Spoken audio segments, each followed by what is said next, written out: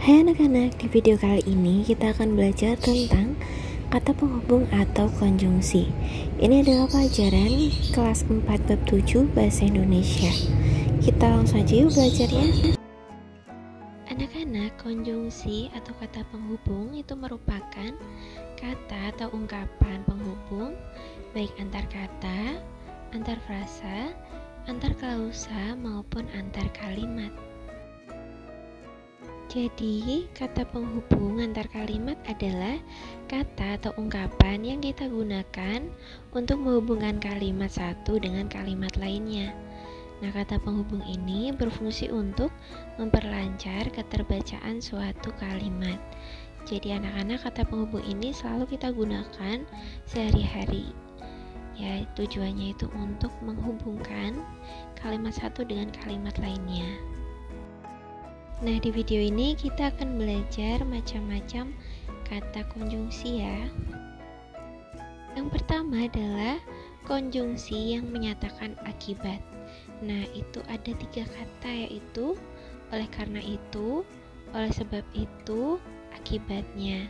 Jadi kata-kata ini adalah kata konjungsi yang menyatakan akibat. Contohnya, kami sudah melarang mereka berburu di hutan, tetapi mereka tetap nekat. Oleh karena itu, biar mereka rasakan sendiri akibatnya. Nah, jadi ada akibatnya.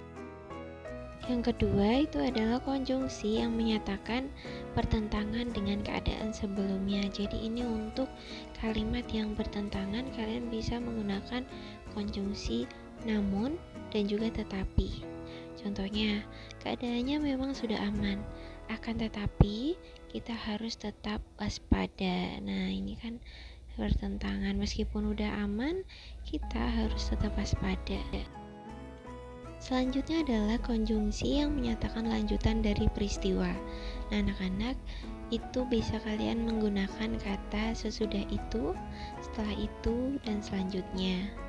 Nah, contohnya, kami akan memulai perjalanan ini dengan berjalan kaki. Setelah itu, kami akan beristirahat di rumah penduduk.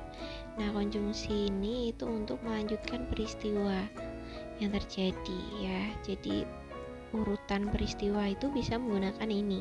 Sesudah itu, setelah itu, ataupun selanjutnya.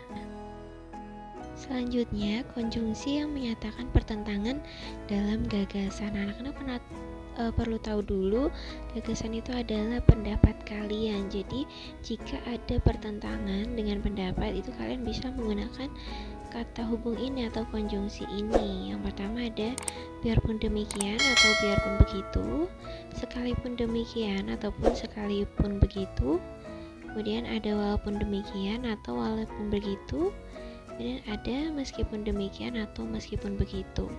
Contoh konjungsi ini adalah kami kurang setuju dengan usulan dia. Biarpun begitu, kami tetap menghargainya. Jadi jika kalian ingin menyatakan pertentangan atas suatu pendapat orang lain, kalian bisa menggunakan kata hubung ini. Konjungsi yang selanjutnya itu menyatakan kebalikan dari yang dinyatakan sebelumnya. Anak-anak bisa menggunakan kata sebaliknya. Contohnya, kita jangan terus menebang pohon di hutan ini. Sebaliknya, kita harus menanam pohon baru. Jadi kata konjungsi yang ini itu untuk menyatakan kebalikan dari yang sudah kita katakan sebelumnya. Nah, sekarang konjungsi yang menyatakan keadaan yang sebenarnya, anak-anak. Anak-anak bisa menggunakan kata sesungguhnya atau bahwasanya. Contoh, kita dilanda banjir besar tahun ini. Sesungguhnya, bencana ini telah kita ramalkan tahun kemarin.